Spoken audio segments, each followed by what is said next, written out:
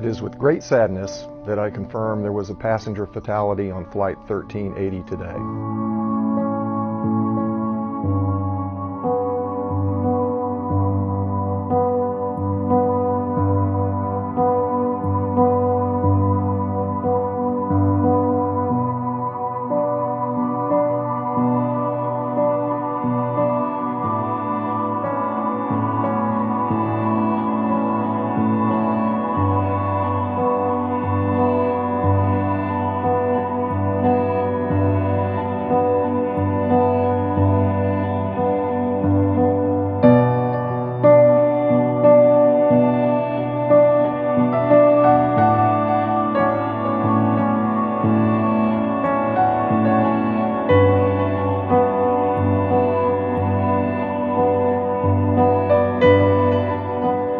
We're giving the National Transportation Safety Board our full attention and cooperation and support as they go about the important business of investigating this engine failure.